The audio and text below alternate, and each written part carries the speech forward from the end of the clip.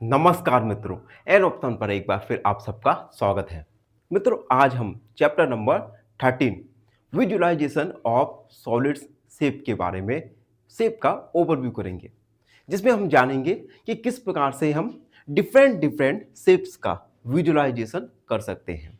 Visualisation means आपको अपने मन में विजुलाइज करना है। ठीक है, अब देखो, सबसे पहले हम जानेंगे कि सॉलिड शेप्स क्या होते हैं। Solid shapes are three dimensional 3D objects.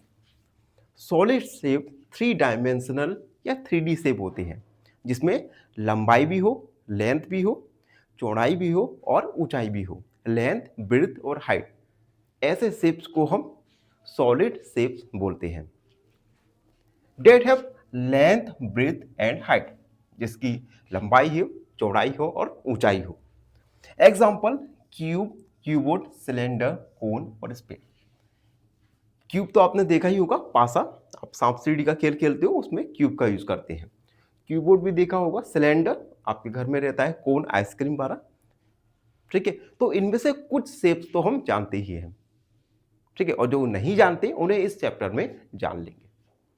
अब देखो, हम जान चुके हैं सॉलिड शेप के बारे में। थ्री डी ऑब्जेक्ट्स होते हैं, 3D ऑब्जेक्ट्स होते हैं जिसमें लेंथ, ब्रेड्थ और हाइट हो। ठीक, अब हम जानेंगे इन सॉलिड शेप्स में फेस, एज और वर्टेक्स होता क्या है। देखो, एवरी सॉलिड शेप हैज, प्रत्येक सॉलिड शेप में फेस होगा, एज होगा और वर्टेक्स होगा। फेस, फ्लैट और कर्व सरफेस। फ्लैट या कर्व सरफेस को हम फेस कहेंगे। Edge, where two face meet, जहां पर दो फेस मिलते हो वहां पर एक एज बनेगा। ठीक है। वर्टिक्स, वर्टिक्स माने कॉर्नर। एक एग्जांपल के द्वारा समझो, ये है क्यूब का डायग्राम। यहां पर आप देख सकते हैं, सबसे पहले ये फेसेस, ये नंबर ऑफ फेसेस है। अब जहां पर टू फेस मिलेंगे, जैसे ये और ये, एक फेस मिला, कहां पर मिल गया, मान लो यहां पर, तो इसे हम कहेंगे एज। ठीक है, और उसके बाद वर्टेक्स माने कॉर्नर, तो देख सकते हैं ये है कॉर्नर। तो एक क्यूब में 6 फेस होंगे, 12 एज होंगे और 8 वर्टेक्स होते हैं। ये जो फेसेस, वर्टेक्स और एज का जो अमाउंट है, ये डिफरेंट डिफरेंट फेसेस के लिए अलग अलग होता है। ठीक है, अब हम बात करेंगे nets of solid. Net is a 2D figure that can be folded into make a 3D shape.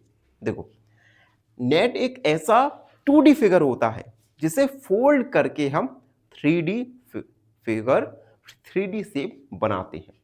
ठीक है, एग्जांपल देख लो, cube net looks like connected square.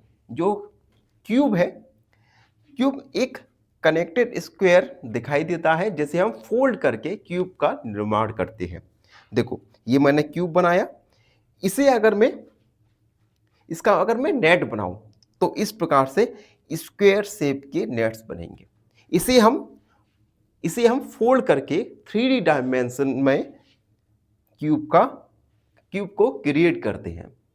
तो नेट क्या होता है, 2D शेप्स होते हैं जिन्हें हम फोल्ड करके 3D डायमेंशन शेप बनाते हैं। ठीक, अब हम बात करेंगे व्यूइंग सॉलिड्स डिफरेंट व्यू।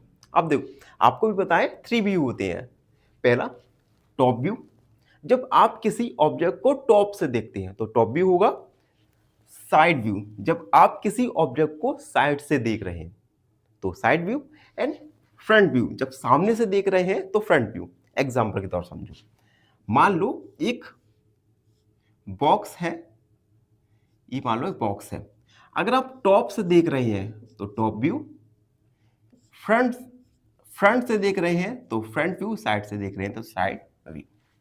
ठीक है, अब आएगा मैपिंग स्पेस अराउंड अस। देखो, objects can be located using direction and position. किसी भी ऑब्जेक्ट को हम किसी जगह किस प्रकार से लोकेट कर सकेंगे। हमारे पास अगर डायरेक्शन है और पोजीशन है तो हम किसी भी ऑब्जेक्ट को लोकेट कर सकते हैं।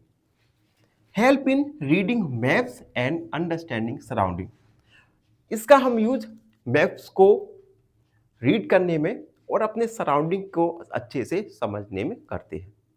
ठीक है। अब cross section, when you cut A solid the shape of cut surface is called cross section. जब आप किसी सॉलिड शेप को कट करते हैं तब जो कट सरफेस होता है इसे क्रॉस सेक्शन कहते हैं। एग्जाम्पल के लिए मान लो एक सिलेंडर है, सिलेंडर 3 डायमेंशनल फेस है, 3D फेस है, इसे हमने कट कर दिया बीच में से, यहां से हमने मान लो इसे कट कर दिया तो एक रेक्टेंगल दिखेगा, रेक्टेंगल बन जाएगा और 2 सर्कल बन जाएंगे। तो इसे हम कहेंगे cross section of cylinder. Clear हुआ? तो इस वीडियो में हमने जाना सॉलिड शेप्स के बारे में। सॉलिड शेप 3 डायमेंशन या 3D शेप्स होते हैं। उसके बाद हमने जाना सॉलिड शेप में फेस, एज और वर्टेक्स क्या होते हैं। उसके बाद nets of solid, nets 2D figure होती हैं जिसे हम फोल्ड करके 3D फिगर बनाते हैं। उसके बाद हमने जाना व्यूइंग सॉलिड, सॉलिड को हम 3 व्यू से देख सकते हैं, front view, top view and side view.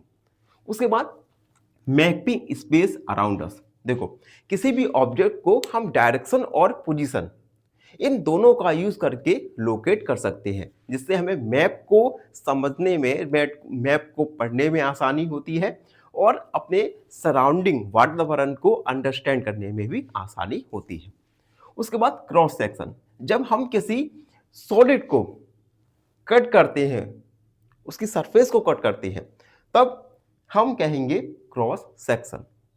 एक हमने सिलेंडर को कट किया जिससे क्रॉस सेक्शन आप देख सकते हैं, जिसमें एक रेक्टेंगल है और 2 सर्कल है।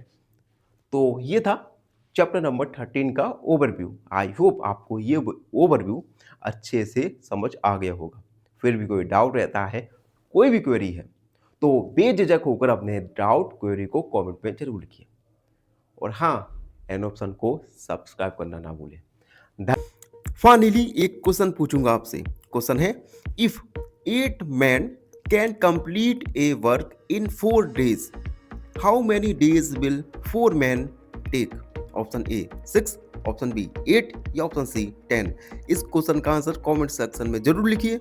बने रहिए हमारे साथ एन ऑप्शन पर। धन्यवाद।